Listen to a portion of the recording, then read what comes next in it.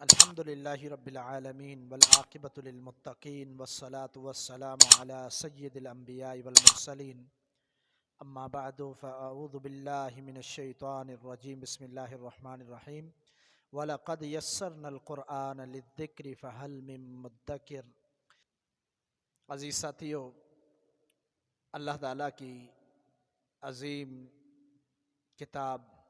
اللہ کا کلام اللہ قرآن مجید، اس کی بڑی ہی عظیم تفسیر وقت کے محدث شیخ العرب والعجم سید بدیع الدین شاہ راشدی رحمہ اللہ کی تفسیر بدیع التفاسیر، ہم اس کا کچھ آپ کے سامنے بیان کر رہے ہیں الحمدللہ اللہ کی توفیق کے ساتھ، کیونکہ یہ سندھی میں تو ہم نے چاہا کہ اردو والے حضرات بھی اس سے مستفید ہو سکے، تو ہم اپنی بات کو انشاءاللہ آگے بڑھاتے ہیں۔ ہم بیان کر رہے تھے دوسری فصل میں قرآن مجید کی تلاوت کے آداب وغیرہ بیان ہوئے ہیں۔ اس حوالے سے گفتگو ہو رہی تھی کہ نبی صلی اللہ علیہ وسلم کا انداز کیا تھا، آپ کس طرح پڑھتے تھے، ہم نے پچھلے درس کے اندر بیان کیا۔ اب آتے ہیں اس طرف کہ قرآن مجید کو بہت بلند آواز میں پڑھنا، کیا اس طرح پڑھ سکتے ہیں یا نہیں؟ تو شاہ صاحب رحمہ اللہ نے چوتھے نمبر پر آداب تلاوت میں جو دلیل پیش کی ہے، انہوں نے سیدنا عقبہ بن عامر سے ایک حدیث لائی ہے، اور یہ حدیث جامع ترمذی، ابو داؤد، سنن نسائی میں ہے۔ اس حدیث میں الفاظ یہ ہیں کہ الجاہر بالقرآن کالجاہر بالصدقۃ، کہ جہری طور پر زور سے تلاوت کرنے والا اسی طرح ہے جس طرح ایک بندہ ظاہری سب کے سامنے صدقہ دے، اور جو بندہ آہستہ پڑھنے والا ہے وہ اس طرح ہے جس طرح جو بندہ چھپا کر صدقہ دے اللہ کی راہ میں۔ اب اس سے بظاہر کیا معلوم ہوتا ہے؟ بظاہر یہ معلوم ہوتا ہے کہ ایسا بندہ جو آہستہ پڑھتا ہے وہ ریاکاری سے بچ سکتا ہے، اور جو تیز پڑھتا ہے وہ ریاکاری میں آتا ہے۔ بظاہر ایسا ہے، لیکن ایسی بات نہیں ہے۔ کسی موقع پر اگر تیز پڑھنا ہو، اس کی کوئی وجہ ہو، کوئی سبب ہو، تو اس طرح جائز ہے، اس سے بھی منع نہیں ہے۔ تو یہ آگے حدیث جو شاہ صاحب رحمہ اللہ نے پیش کی ہے، اس کی بھی دلیل ملتی ہے، اور یہ حدیث بھی ابو داؤد اور ترمذی کے اندر ہے کہ نبی علیہ الصلوۃ والسلام رات کو ایک دفعہ باہر نکلے، آپ صلی اللہ علیہ وسلم نے آواز سنی تلاوت کی، ابو بکر صدیق رضی اللہ تعالیٰ عنہ آہستہ سے تلاوت کر رہے تھے، اور سیدنا عمر رضی اللہ تعالیٰ عنہ زور سے پڑھ رہے تھے۔ تو نبی علیہ الصلوۃ والسلام نے ان دونوں سے وجہ پوچھی، تو سیدنا ابو بکر نے یہ جواب دیا کہ میں اپنے رب کو سنا رہا تھا، اور سیدنا عمر نے جواب دیا کہ میں شیطان کو بھگا رہا تھا اور لوگوں کو جگا رہا تھا، تاکہ میری آواز سن کر لوگ بھی جاگیں، وہ بھی تلاوت کرے، تہجد پڑھے۔ تو نبی علیہ الصلوۃ والسلام نے کیا فرمایا؟ آپ نے فرمایا یا ابا بکر ارفع فی صوتک شیئا، اے ابو بکر اپنی آواز کو کچھ اور بلند کرو، اور سیدنا عمر سے فرمایا کہ آپ تھوڑا سا کم آواز میں تلاوت کرو۔ تو اس حدیث سے بھی یہ معلوم ہوا کہ جہرن تلاوت کرنا کوئی ممانعت نہیں ہے، اور دکھلاوے کے لیے ہو تو پھر حقیقت یقیناً ممانعت ہے، منع ہے، کہ جو بندہ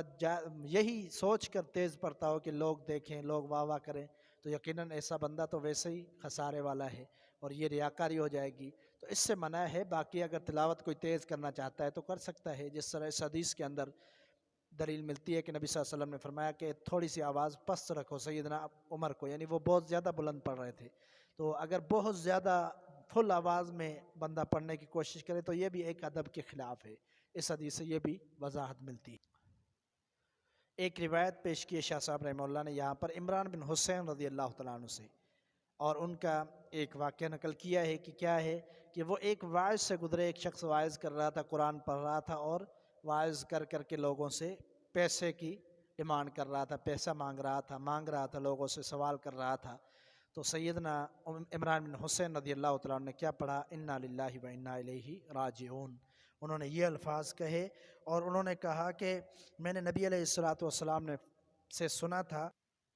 کہ آپ نے فرمایا کہ جو قرآن پڑھے تو اپنا مطلب اللہ کے سامنے رکھے، اپنی ضرورتیں اللہ کے سامنے رکھے، اور ان قریب ایسے لوگ آئیں گے جو قرآن پڑھ کر لوگوں سے سوال کریں گے۔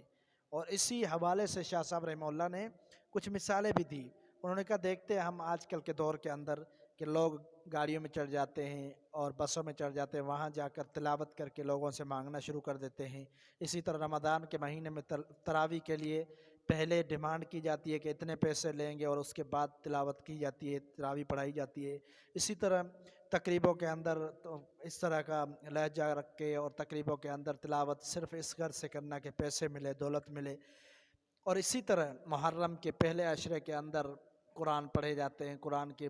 معنی غلط کیے جاتے ہیں، قرآن کا ترجمہ تفسیر غلط پڑھی جاتی ہے صرف پیسوں کی خاطر۔ اور اسی طرح ختمے وغیرہ کیے جاتے ہیں، قبروں پر قرآن کو پیش کرنا، محفلوں میں پیش کرنا اور کمائی کا ایک ذریعہ بنا دیا۔ شاہ صاحب رحمہ اللہ فرماتے ہیں اس سے بڑی بے حرمتی قرآن کی نہیں ہو سکتی، یعنی بہت زیادہ یہ بے حرمتی ہے قرآن مجید کی کہ دنیا کے مقصد کے لیے تو اس کو پڑھا جائے، لیکن جو اصل مقصد ہے، جس مقصد کے لیے قرآن کو نازل کیا گیا کہ اس کو پڑھ کر سمجھا جائے، اپنی زندگی کو بدلا جائے اور کتاب و سنت کی روشنی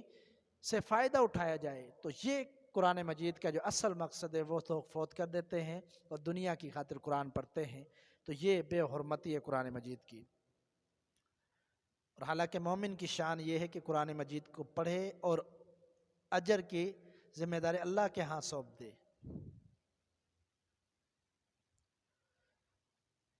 اور اجر کی امید اللہ سے رکھے،